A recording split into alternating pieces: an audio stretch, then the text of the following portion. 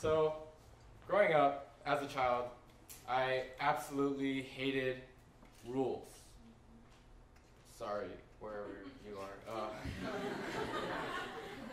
I'm sorry about that, but the reason that I hated rules was because I hated boundaries and I hated limitations and I hated people telling me what I could and what I could not do. Does anyone else feel this way?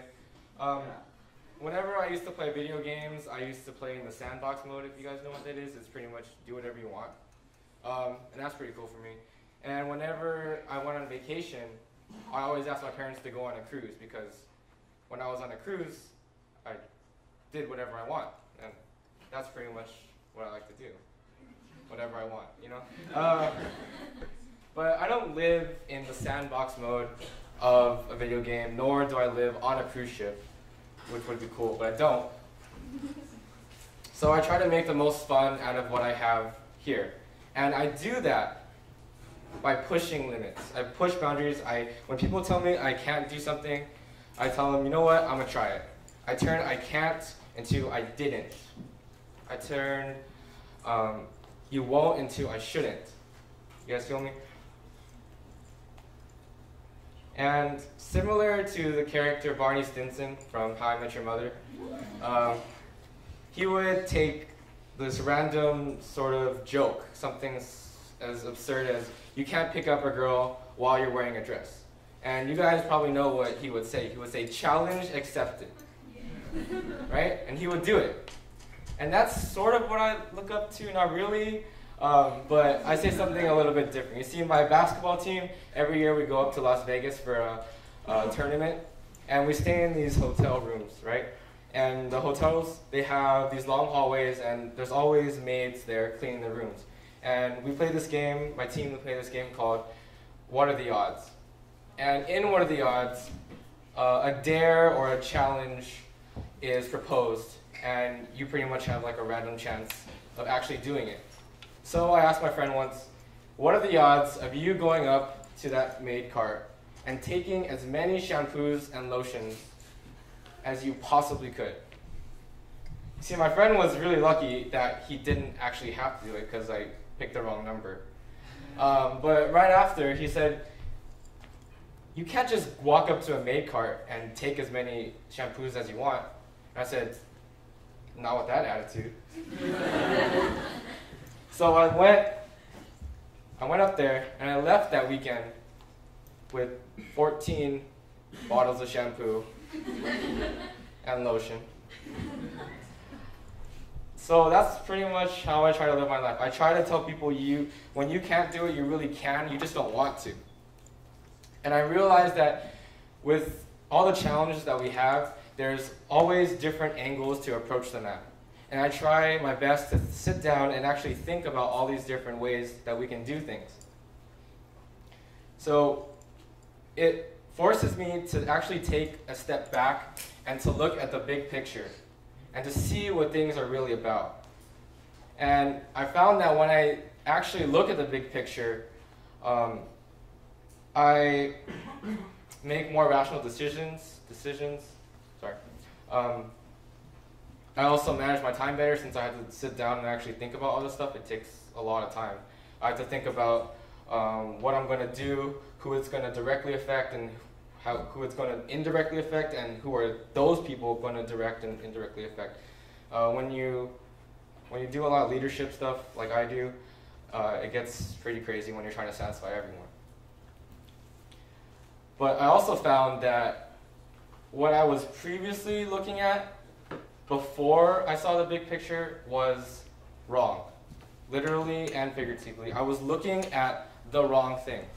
Whenever I stepped into a room or something like that, I would immediately try to see if there's anything wrong with it. I know some of you guys, when you guys walked in this room, you're like, what is this? You immediately thought this was wrong or out of place. But you didn't, or maybe what you did notice, but you didn't really think about, was everything else here. Like this is crazy, right? I think it's really well put together. That's pretty cool. This rug, I really like this rug. So what looking at the wrong thing does is it takes our attention away from everything that's good around it. And only by stepping back and looking at the full picture, we can see all the things that are right. And it really helps us appreciate what is right. Because before, when we were looking at the wrong, well, I'm not saying this is wrong, but like this is just, I mean, like, I like this too. It was just an example of that because some, okay, you know. And by this, I realized that I would judge people just like that. You may not know it, but we judge people far too quickly than we should. We judge people based off their grades. We think that if you're an A student, you have this super capability, and if you're a C student, then you don't. But that's not the case. We judge people based on the colleges that they attend, and even things as simple as clothes, like what I'm wearing. I don't know if you judge me based on that. I tried to dress nice, but if you judge me, I hope it was good.